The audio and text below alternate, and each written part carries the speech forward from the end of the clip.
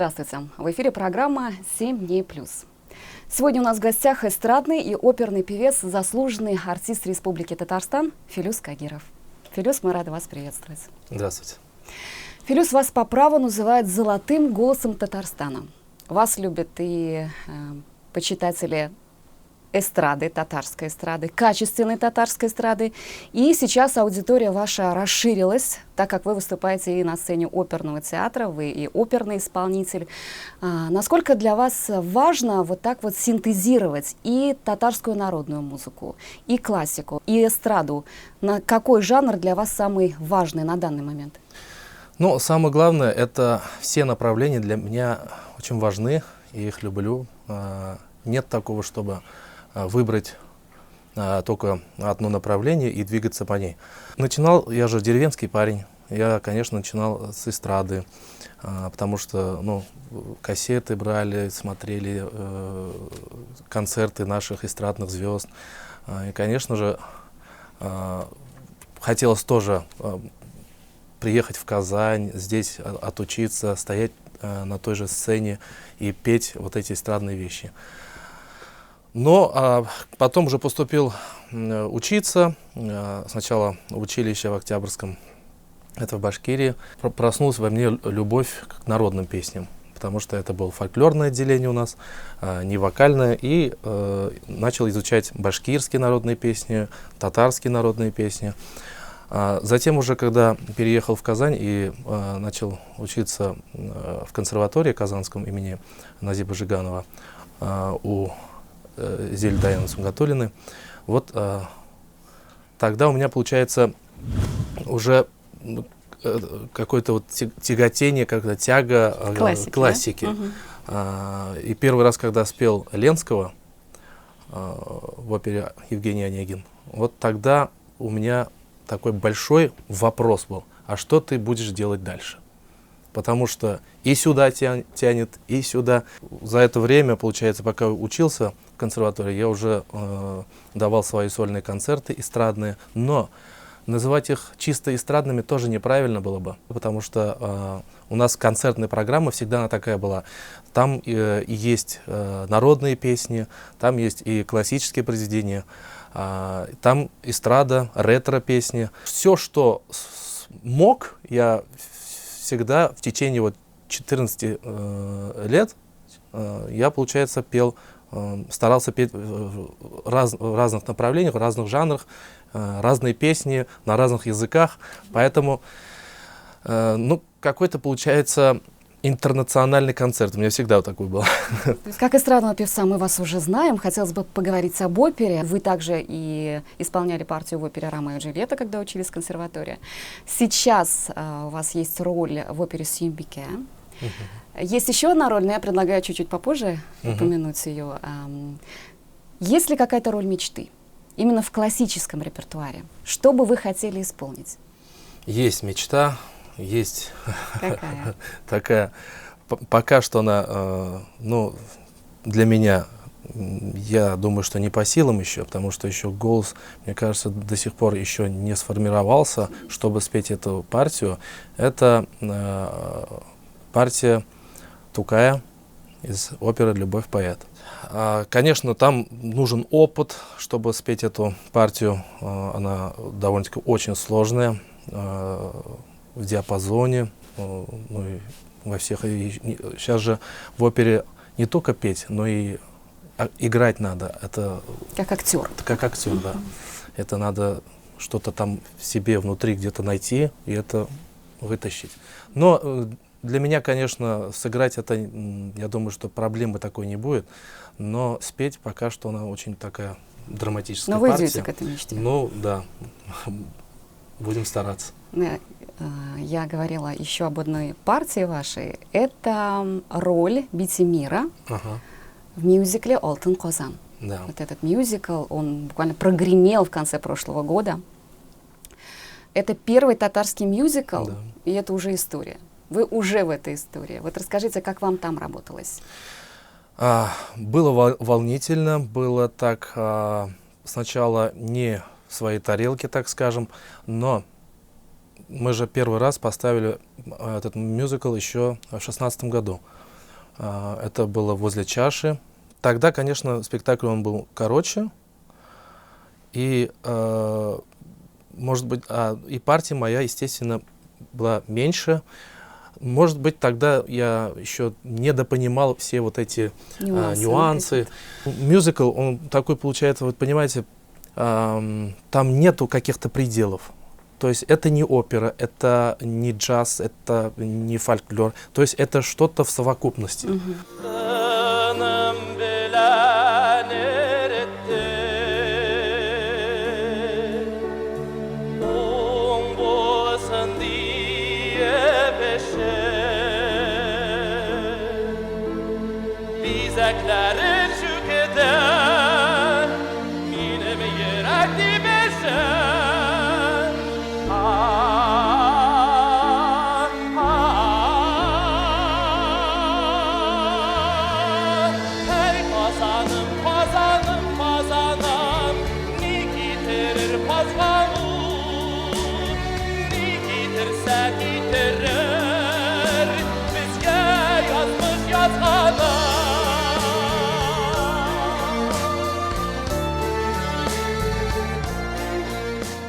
Танцы, движения. Да, вы еще и танцевали. Да, я и танцевал. Но, конечно, это у меня есть танцы. Я когда-то уже был солистом фольклорного ансамбля, когда учился в училище. Поэтому оттуда некоторые такие навыки у меня есть. Но я там танцевал народные танцы, а здесь, получается, уже современные. Это уже, и танцевать, и да, петь и танцевать, было. И петь. Это все возможно. Это было очень приятно. Во-первых, ты останешься в истории как солист первого мюзикла в Татарстане, татарского, да. Это, конечно, надолго запомнится, это для меня очень важно. На самом деле, вокруг этого спектакля возникло немало споров. Есть люди, которые говорят, и которые не могут воспринимать татарскую музыку вот в такой интерпретации. Вот они говорят, что это не по-татарски. То же самое было и с фестивалем «Узгережили». Тем более, что как раз «Алтын Казан», мюзикл «Алтын Казан» как раз и внутри проекта этого был «Узгережили». Да. Вот что вы можете ответить людям, которые говорят, что нет, это не по-татарски. Татарская музыка так не звучит. Я так отвечу. Во-первых, чем отличаются те концерты «Узгережили» до этого, которые вот в течение 5 лет, по-моему, они были ежегодно, и мюзикл Эльмира Низамова. На тех концертах, кто были, все говорили, что это вот джаз для наших песен не подходит. Я бы сказал, что на некоторые песни, вернее, некоторые наши песни татарские ложатся под направление джаза, да? Допустим, там «Берлиган, берлиган, да, пожалуйста. Но есть песни, которые вот татары бы сказали «бягырда», то есть это вот внутри, это вот все в сердце. Есть такие песни, которые рассказывают историю татар, да, возникновение там, страдания какие-то, да, и вот эти песни, их под джаз вот просто нельзя. Татарский мон можно Татарский мон туда положить невозможно. Вот поэтому я именно с этим не согласен на этих концертах. А в этом случае? Мюзикл, ну тут уже авторское. Тут Эльмир Низамов может, вот как он видит, как считает нужным для себя, он так и сделал. Поэтому, мне кажется, на авторские такие проекты тут нельзя говорить, для татар это не подходит. Вот, а мне кажется, сколько наших зрителей посетили, и много людей, которые да, просто мне тоже говорят, посчастливилось, что... я была в восторге на самом деле. И все спрашивали, почему только 2 мало. дня. Да. Я предлагаю остановиться еще на одной сфере вашей деятельности. Вы еще и преподаете 5 лет уже в Казанской консерватории, академический вокал. Да. Расскажите о своих учениках. Насколько охотно они берутся за татарские произведения? Насколько охотно они поют по-татарски? Как сохранить вот этот уровень Казанской вокальной школы? Ну, первый мой студент — это Рамиль Аймеддинов, он сейчас в эстраде, он гастролирует, где только не бывает, и за рубежом, ездит везде, какие-то проекты придумывает. Но я у него спросил сразу, я говорю, ты как, у тебя цель опера или эстрада? Мне кажется, это важно спрашивать, потому что ну, это такой подход, чтобы знать сразу, как его готовить, к чему готовить. Вот, поэтому он сказал эстрада, для меня эстрада, поэтому я вот так осторожненько. Для эстрады самое главное не потерять именно тот талант, свойственный только этому человеку, чтобы его никак, вот, чтобы не испортить. Вот. Фирюз, совсем недавно, в конце прошлого года, стало известно, что вы стали обладателем премии имени Ильхама Шакирова. Ну, мы, пользуясь случаем, поздравляем вас. Спасибо, спасибо. Очень престижная премия за лучший мужской вокал. Да. И за ваше творчество у вас уже немало наград. Насколько вам важно получать вот такое официальное признание? И какая награда, какая премия для вас особенно дорога? Ну вот, поэтому я вот именно официально, когда вышел уже, ну как сказать, указ, что вот... А последней премии? Да, Угу. Имени Ильгама Шакирова.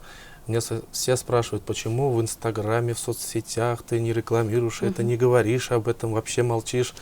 Я говорю, ну пока официального вручения не было, вот будет 15 февраля, в день рождения нашего великого певца Ильгама Шакирова. Вот когда меня официально вручат, вот тогда я скажу, ну вот, теперь у меня в руках. Вот. На самом деле вас и называют последователем творчества Ильхама Шакирова, Рашида Вагапова, Хайдара Бигичева. Кто-то вообще называет вас татарским Николаем Басковым. То есть какое из этих сравнений вам ближе? Ну, как сказать, они все близки. Басков уж, наверное, то, что он тоже тенор и блондин. Только может быть в этом то, что схожесть. У него тоже классическое образование, да, и может исполнять тоже классические, также эстрадные, все может, да, поэтому, может быть, из-за этого. А так, конечно, Ильхам Шакиров, Рашид Вагапов, Хайдар Бигичев — это все великие певцы, легендарные, гении, я бы так сказал, поэтому я их как-то не сравниваю. Рашид Вагапов на своем месте, Ильхам Шакиров на своем месте, Хайдар Бигичев на своем месте.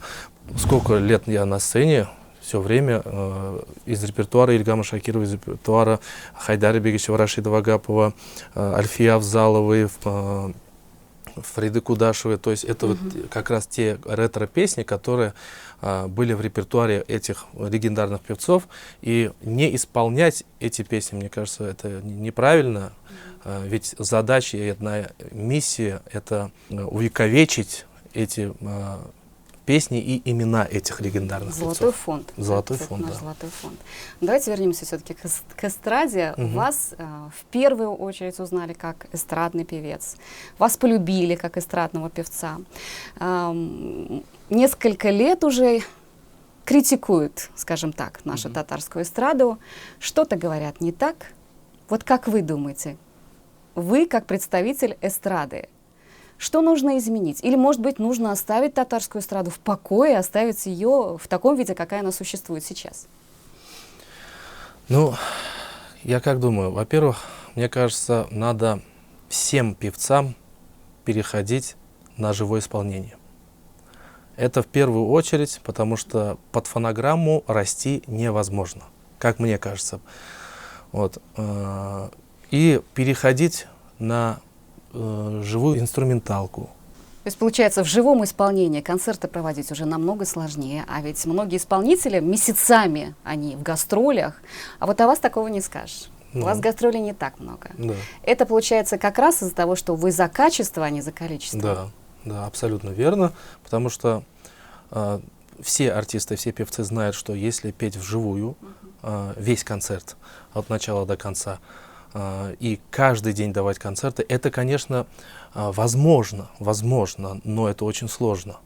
И каждый певец об этом знает. И, может быть, поэтому они очень много под фонограмму поют, да. Ну, я не лезу в их дела, это вот. А для меня качество важнее. Я лучше поставлю раз там, в 2 недели один концерт, но будет качественно, чем там за деньгами гнаться. Но мне на самом деле и не интересно каждый день давать концерты. Мне просто вот, во-первых, и себя жалко, и голос жалко, потому что мне же не 5 лет дали, чтобы вот ты 5 лет поработай и дальше уходи. Нет же такого. Хочу петь, ну так сказать, в общем, много лет еще, не знаю, сколько будет это, да. Мне вот лучше дать эстрадный концерт там, в Уфе, там, в Казани, в Москве, или потом выехать куда-нибудь за рубеж. Вот мы были, вот да? как раз, да, Да. мы хотели перейти к этой теме. Это Или в гастроли. опере там. Да, вы первопроходец. В первый раз в 2019 году вы совершили турне по США и Канаде. Да. Вот расскажите, откуда возникла эта идея? Назвали меня татарским Колумбом. Отлично. Вот. Идея возникла, моя жена, мой баянист, он заслуженный артист Республики Татарстан Рустем Рахматуллин, как раз руководитель инструментального ансамбля «Мирас». Мы уже 14 лет с ним работаем. Он с женой, я с женой, мы полетели в Майами, в США, на Сабантуй. Так как у меня еще брат есть, который живет в Америке, такой активный татарин, везде Сабантуй ведет, ну, и на гармошке играет, и споет, если надо будет, да, Ильмир Ахмедзянов. Вот, он как раз вел Сабантуй, а мы пели, ну, развлекали наш народ. Соотечественников, да? Соотечественников, да. И тут такая идея. Ильмир говорит, а почему бы нам не проехаться по Америке с концертами? Вот так, и все такие, знаешь, вот... Загорелись. Загорелись. Так, а почему нет? А почему? Мы же это сможем. У нас есть визы, у нас есть репертуар. Поставили цель. Вот. И сообща с Ильмиром, с диаспоры, узнали, где какие татары живут. Общими усилиями мы добились, мы поехали сначала в Канаду из города Торонто мы начали и закончили опять в Майами. Поэтому очень благодарен всем ребятам, которые вот со мной поехали. Как воспринимали татарскую музыку в США и в Канаде? По-разному. То плакали от таких песен, как «Тугантель», «Тафтиляу», да, от народных песен, потому что им-то, там же есть татары, которые родились в Америке, они ни разу не были вообще в России, в Татарстане, там, поэтому они только знают. Ну, они знают свою национальность, да, так они знают историю, свою язык традицию. Знают, они знают татарский, они говорят знают на английский. татарском? Без акцента, лучше, чем я, да, на литературном языке, свободно, потому что их учили так. Дома разговариваешь по-татарски, идешь в школу, там, на улицу идешь, там, пожалуйста, по-английски. Вот, поэтому вот такой у них расклад был, и они спокойно разговаривают на татарском. Даже есть слова некоторые, которые я не знал вообще. Я потом уже только, да, литературно, потом только в интернете или в словаре там посмотрел, вот оказывается как. И, конечно, мы уже загорелись и захотели уже вот в 2020 году проехаться по Европе. Все договорили, все организовали. С этой стороны все было уже, и правительство готовы были помочь, но вот эта пандемия, и мы не смогли. Ну, то есть вы надеетесь еще в будущем? Конечно, поехать? Безусловно. У нас еще впереди Алла Бирса, Австралия, да, мы тоже мечтаем туда попасть. Филюс, вы из Башкортостана, да. Из Будзякского района. Скажите о своей деревне. Килимово. Килимово. Угу. Там живут и татары, и башкиры, все верно? Там живут одни татары. Одни татары, но все-таки культуру башкирского народа вы также ощущали? Конечно, безусловно, да.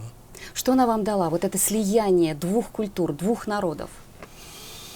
Ну, не секрет, вот все же говорят, чем вас там кормят?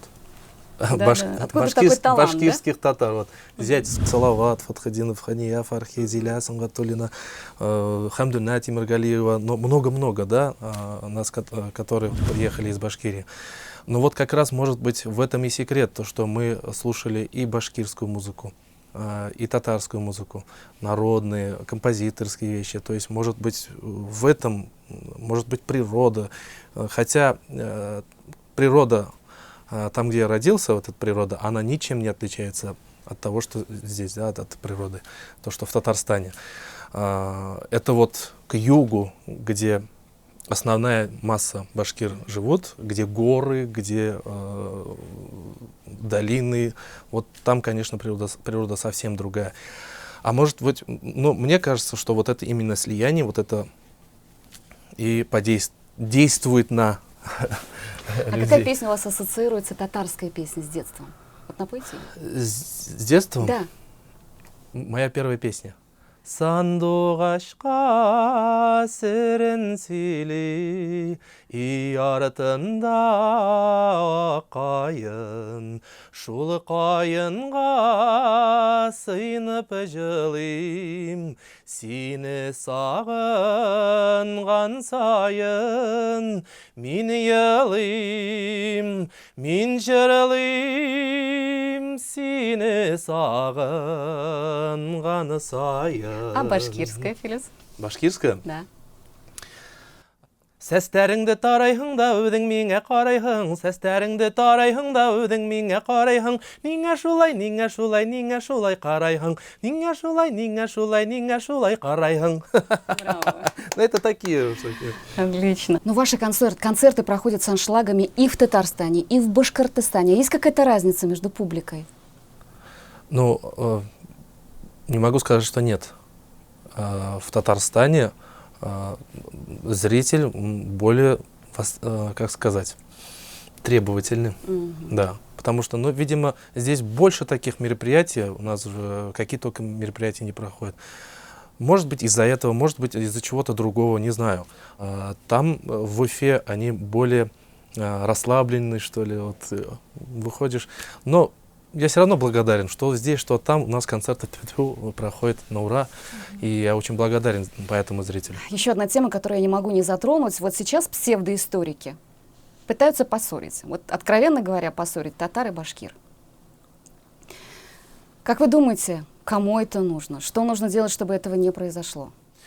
Ну, вы знаете, это на самом деле вот здесь больно. Потому что я родился в Башкирии, я не знаю, у меня проблем с башкирами не было, и надеюсь, что никогда и не будет. Если мы будем вместе, татары и башкирии, это будет просто сила.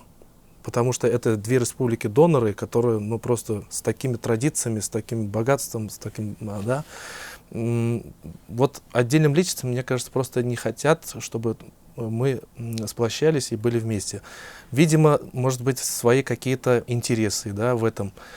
Но мы, что татары, что башкиры, не должны вообще отвлекаться на такие темы. Где, сколько живут татар, сколько башкир. Какая разница? У нас и традиции, и песни, все общее. Мы друг друга хорошо понимаем. Зачем это вот какие-то проблемы создавать из-за этого? Я не согласен с этим. Я не политик, и я хочу, чтобы народы дружили. Дружба народов. Этот год объявлен годом родных языков, народного единства. Пусть это сейчас прозвучит пафосно, но в чем ваша миссия? В сохранении родного языка, в сохранении родных традиций, традиций родного народа. В чем вы видите свою миссию?